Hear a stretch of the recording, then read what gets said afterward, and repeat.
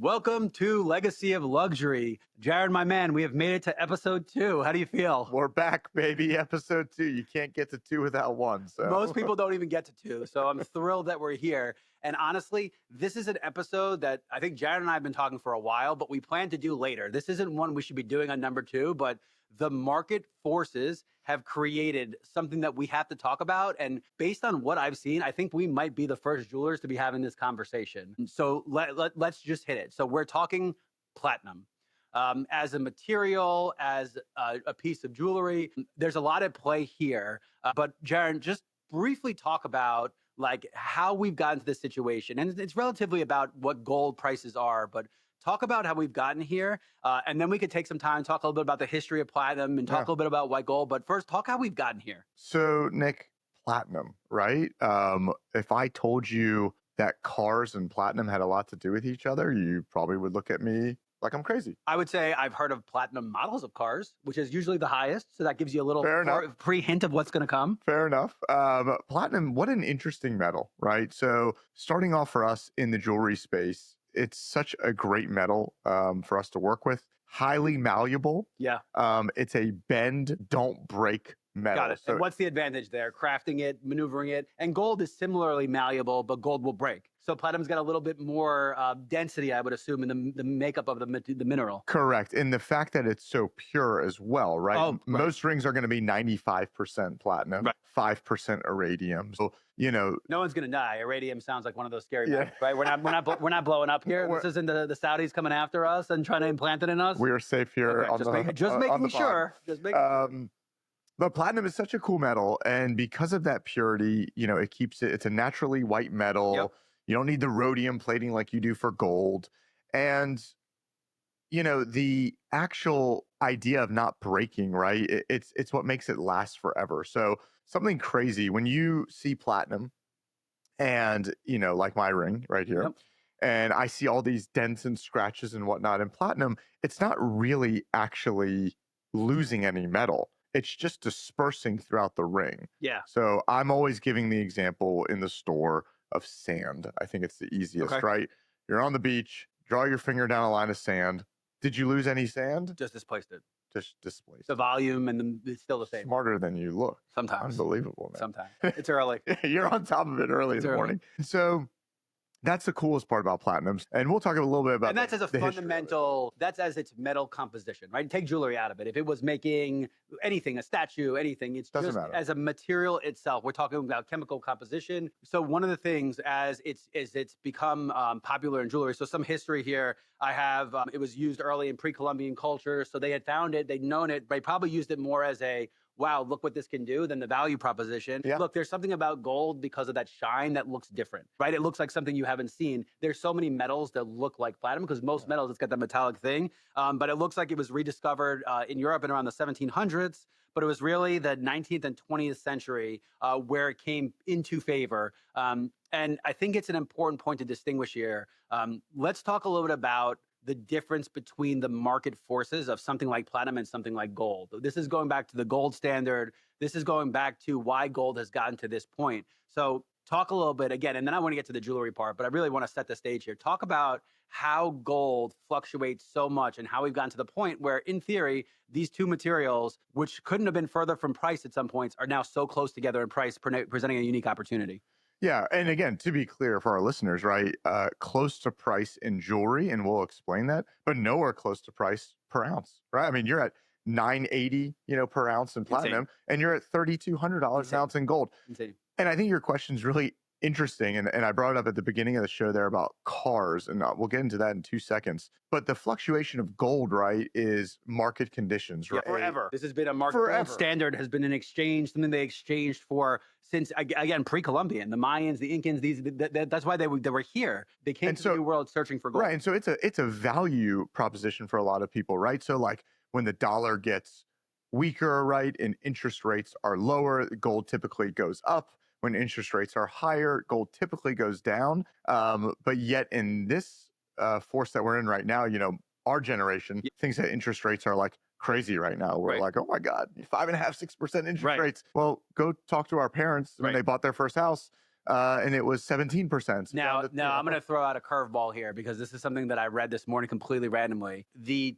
When the Nixon took us off of the gold standard in the 70s Yeah. was what set the stage for that hyperinflation and the interest rates that came along to the 80s. So even without on purpose, gold is what has driven a lot of these changes. And because you're talking about it, because at the same time you can get savings bonds. So I remember when I came of age, I had all this money because they were getting doubling by the time you were 18 because of how high interest was. But at the same time, when we left the gold standard, we left a dollar for dollar equivalency of our currency versus gold to the point where it's the Wild West. And now you have speculators, now you have Forex exchanges. So volatility, it's been known as a non-volatile material in the short term because it doesn't fluctuate as quickly as stocks do. Correct. But in the long run, if you looked at the chart, it looks volatile as can be. It is, but it's also, I would say it feels very secure. Yeah. So that's why, It will never lose immense value. And Correct. if it did, it would be gradual. It wouldn't be $3,300 to 10 overnight, which could happen in other places. Correct. And this is not a political show. But there is some volatility in the world right now. We won't get into all of that, but that's probably why I would say, in my speculation at least, why gold has gone the way it's gone. Ray Dalio said he thinks it'll be 10 grand by the next 15, 20 years. Oh my goodness. And Dalio is as smart as they come as a person and has Yes. predicted a lot of things. So, I don't know what that means, but I will say from multiple sources that I've heard, the chances of it in our lifetime going back down to some of those lows are almost impossible. Yeah, I totally agree with that. And, getting back to platinum, if I told you that the electric vehicle movement had a huge effect on platinum, you'd be like, well, what is going on here? But the Cadillac converter used in our Catalytic. Cadillac's a brand. Catalytic is a... No free ads on this show, Nick. Brought to you by Cadillac. Is using platinum. Now it's substituted with palladium. The EVs don't even use it. But still, palladium itself is a unique rare earth metal that is hard to find and incredibly valuable. Absolutely. I've seen palladium watches and I'm like, what? Palladium was a club that I went to in Acapulco on spring break when I was 19 years old. Shout out for Palladium because that place was awesome. Don't go to Acapulco anymore though. So, but it's interesting because we don't use nearly as much palladium as we do platinum in jewelry. Yeah. So, but it's even harder to find palladium. So one of the things I understand, as rare as gold is, gold pops up a lot.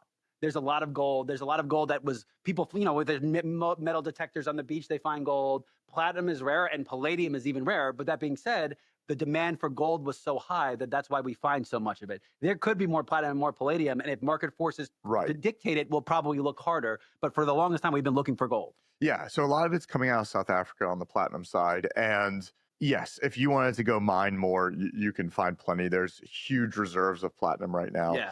Plenty availability. So it's really been interesting to see that trend to EV in the car industry have an effect on platinum and palladium. And that's had a huge effect on the price and why it's not over $1,000 anymore. I think, check me on this, listeners, but 2020, 2021, you're at $1,300 an ounce. Gold is around there too. Platinum being 95%, 14 karat being 58.5%. Like all those factors playing into it, where when you came into the store, a platinum ring was double the price. And I know we'll get into that in a minute, but it's just really interesting that, the market is making gold go up, and yet platinum is following a totally different trend. It has nothing to do with certainty or uncertainty in America or in the Middle East or anywhere. It is market forces outside of anyone's control. Yeah. If you think you're going to time it, it's the same thing that anyone says in real estate or stock market. You're not going to be able to time it. And if you do, Mr. Big Short, who got it right in 2007, he's been wrong with every prediction since then. So you're going to be lucky more than you are smart. So,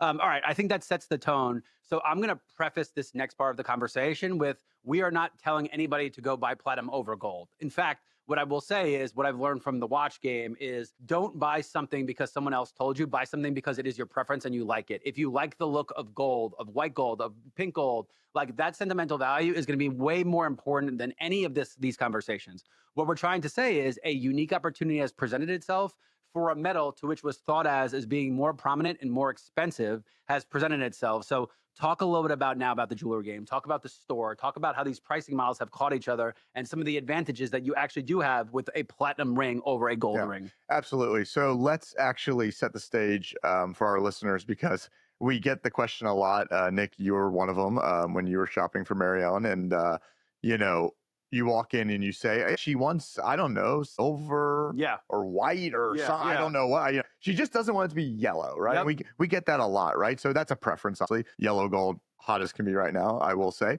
It's cyclical. It was out of favor for a It while. Yep. was. It was. Really, when you have the white gold versus platinum conversation, that's what I want to talk about here today, because that I will tell you, you should buy platinum Okay. over white gold, right? You should not buy platinum over yellow gold just because it's platinum versus the color of yellow. Right. If you like yellow and that's your preference, it's exactly what you should get. You're wearing this. We're selling something that you're wearing for a really, really long time. Be it bracelets, necklaces, of course, engagement ring and wedding bands. And so you need to buy what you prefer. Just to set the stage here, for people that don't know, there is no such thing as white gold. It doesn't exist. Nothing comes out of the ground in gold that is white looking. It is yellow.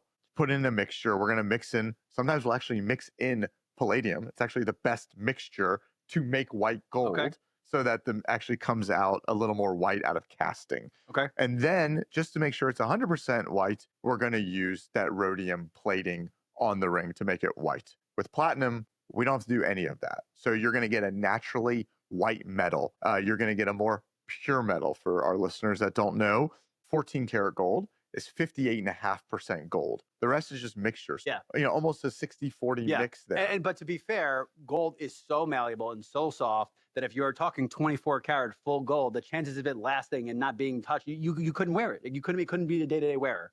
So there's a reason for that also. 100%. So that's why you're using those mixtures and those forces in there to try and make it stronger. That's why you hear a lot of nickel being used and things like that. So again, we want to make sure that we're telling our listeners the right things. And so yellow gold is the natural color. Yeah. And that's kind of the benefit of buying platinum, is the same benefit of buying yellow gold. It will never change from yellow to anything else. It's naturally yellow. Platinum is naturally white. It's never going to change from that. All things dull over time. Right. And then you polish it up and shine and it I have up. to imagine that because it is such a denser, more strong metal, that it could take a cleaning better too. Something like gold that can't take that rough brushing. If you really want to clean off that platinum, and you can make that thing sparkle again much easier with much less solvents. And I assume because that's such a great point. That's such a great point, because when you're polishing a ring, right, you can over polish. Seen it. Right. Not by accident. Gold, it's a lot easier to thin it out. Yeah. Versus the platinum. And that's that point, because you can actually, if you're using too rough of a paper or a thing, you can bristle it off, as opposed to the platinum where it's just rubbing it and just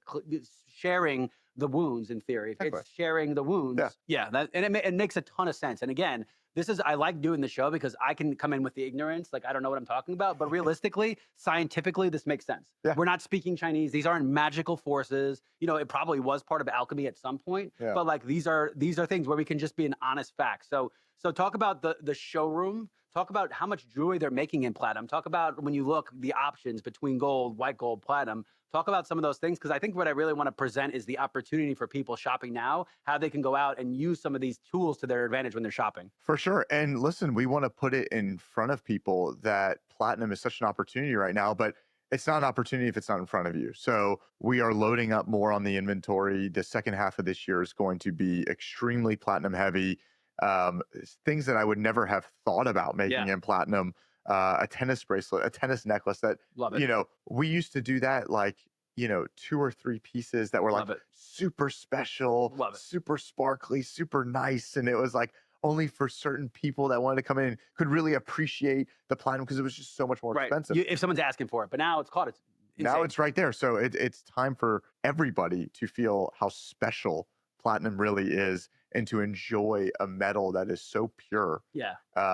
And they don't need to go with white gold. So we're going to be bringing that in the showroom. There's going to be a lot of options, from engagement rings and wedding bands, necklaces, bracelets, across the board. We need to have those options for people so they can at least, see make it, the touch choice it, for themselves. feel it, right? And then again, I think that's what's so wonderful about the industry, the tactile feel of it.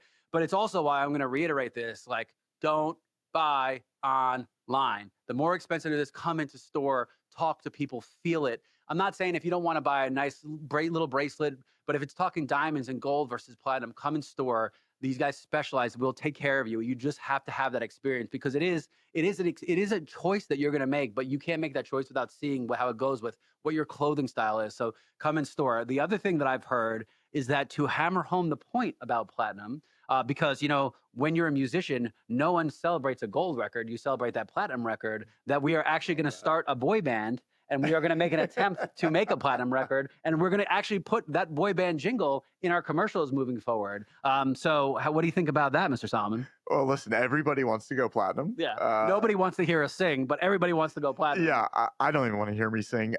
So I won't be listening to this podcast if we start singing. We will not. But we will not. No, it's really exciting to get people to understand that, we're just trying to elevate it, that much more. And we'll have some fun with some records. There's probably been some records that don't deserve to go platinum, but you always deserve to go platinum. And I pulled a couple just for the goof. Just for example, so AI pulled 2 terrible ones. So I'm going to throw these out the window. It said, these are the 4 that it said. It said Adele, Frank Ocean, Janelle Monáe, and Tyler, the Creator. And which 2 went platinum, right? Which is so obvious. I love Janelle Monáe. Shout out to Hoffa, her drummer, because I know him really well. But she didn't go platinum. Tyler, the Creator, I don't even know what a Tyler, the Creator is, so he definitely didn't go platinum. Adele, my girl Adele, no? Adele, oh my God. Adele should have went platinum 400 times over. I'm not sure I like her as much thin. And it's not a criticism or body composition. I just feel like that big opera singer belting out things has more presence. It's the presence and the passion. Yeah. So we're going to probably get in trouble for saying that one, but we can be honest when we want. And Frank Ocean's got his moves. Frank Ocean should be platinums. AI didn't help us here, but the point is that we celebrate platinum records. We've been set up since the beginning of time for that to be set. So gold records, you sell 100,000. If we wanted to and we advertise it the right way, our terrible boy band album can do 100,000 copies. We'd have to buy our way to do it, but it's possible. Platinum is really, really hard, which just gives an idea of how it's sentimental and important of a metal it is, which is what we're really trying to home here. So, Jaron, just some closing remarks. Talk about what we have. Talk about what pieces work best with it. Maybe earrings aren't the right thing because they're small. Talk a little bit about, give a little buyer's guide to somebody who's out buying platinum and what to ask for. Even if you're not with us, you're probably listening all over the country, all 12 of our listeners. So what some advice to everybody to a buyer's guide, if you will, about platinum, even if they're not shopping with us, so they can go make educated decisions and speak to people. And some of these jewelry stores across the country who are being a little more malicious with pricing and keeping the prices up because they're either paying less attention to market forces or they're trying to make a buck. Give some advice, because I think this is going to be the most important segment, most realistic to most people. Absolutely. So my number one advice would be, no matter where you are and what you're doing in jewelry and shopping, when someone presents something to you in 14 karat, ask them about platinum, right? I mean, that's the first thing. A lot of stores are not going to keep it in stock, and therefore they're going to push gold on you, white gold on you. So because they have to special order it, not because of profit margins, maybe because they have to special order it, just more of a hassle. Exactly. A lot of people take the road less traveled, and that's especially in sales. Yeah. That's not what we do. For sure. But for those out there just buying wherever you're buying your jewelry, ask the store for platinum, get it in platinum. And one of the things that we haven't mentioned, I struggle with this word, which is probably why I haven't said it, but hypoallergenic. Is that? Yeah, that's it. Did I say it right? So that's a key factor here. My wife, Allie, after our kids, for whatever reason, developed like this weird irritation in her ear for earrings. So now all of her posts and her backs and everything are platinum. Those used to be crazy expensive. Yeah, I was going to say an irritation for the more expensive metal. Shocking how it works. No one gets the irritation to go downgrade. They always get the irritation to go up, of course. Crazy how that works. Baby girl, you got silver now. Here you go. But it really is so cool that, there's no allergy attached to it. If someone has a nickel allergy or anything like that, platinum is going to just take care of that. Yeah. And why not just start that way? And what it is. So with gold, it could be a mixture of a bunch of things, like you said. You don't know. Probably not usually palladium, right? If you're doing 14 karat, it's probably nickel. It's probably some of those minerals. And I don't want to say they're throwaway metals. Nickel is going to be more important than any material with electric vehicles and batteries. Correct. But some of those jewelry, less important, less expensive, less sought after materials. That's exactly right. So when you're shopping out there, and when you're shopping for an engagement ring or wedding band, and I'm talking to you guys now, actually, on the wedding band side, buy a platinum wedding band. Do not buy a white gold wedding band right now. There is absolutely no reason. No guy wants maintenance on his ring. I know I don't. And with a platinum ring, he has no maintenance. It won't turn color on you. For sure, but it still has the shine. So I bought tungsten carbide because I just dude, you could throw this thing through a meat grater and it's coming out the same way, but it just doesn't shine. It's just a dull.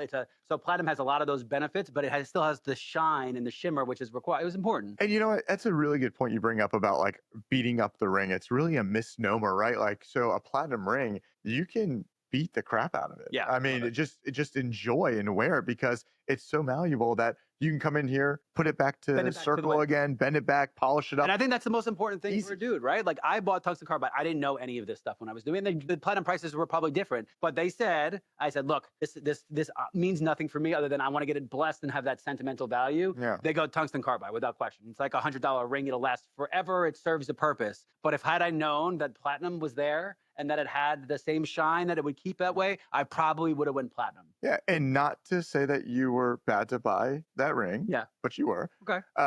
Because from a sentimental purpose, and just to be clear on this, right, you can't size that ring. So if you ever get fat, which Yeah, see, you're in great shape. But You look the great, good by the news way, is that my it was also a co-host here. precautionary mechanism so I don't get fat. So the ring actually serves double purpose. It keeps you motivated every morning. There like, it is. You know, but it's true. I'm very sentimental to my ring as well. Yeah. And you know, with platinum and with gold, of course, in these precious metals, you can cut the ring and size the ring Yeah. and have it forever. But again, platinum is that passed down type of metal. Yeah. Well, you sold me. So that's the next thing on the list of things I got to buy. I got to get a platinum ring. So that helps. All right. That's good news. But that's for the guys out there. But yeah, when you're shopping for these things, my biggest key takeaway today would be white gold. It's not naturally white. It is rhodium plated. And that's why we're doing this episode. That's why you should do it. Like everyone's like, well, why should I just buy platinum? There's got to be a reason. Yep. And if your preference is yellow gold, then that is what you get, and that is what you should stick with. Yeah. And look, one of the things I really love about what I'm finding about this industry is like, yes, there are consumer trends. That's so important. But like 18 karat versus 14 karat, like these are percentages. These are known things. This is science as to why the minerals are here. And usually the things that last the longest are the things that are naturally of the most value. So the fact that platinum has the malleability, but also the shine and the shimmer makes me think that over time, especially with gold being elevated the way it is, will only get more popular and there will be more resources put into finding it. So, you know, I don't want to say we're breaking new ground here, but, you know, I haven't heard somebody having this conversation and I think it's a really important one. So we will leave it at that. Check us out at the SolomonBrothers.com. We have all the old episodes. Check us out on YouTube, short form content. We're coming at you with a lot of stuff. And please shoot us a note. Let us know if there's episodes that you want to hear. You've been listening to Legacy of Luxury, and we will catch you next time. Perfect.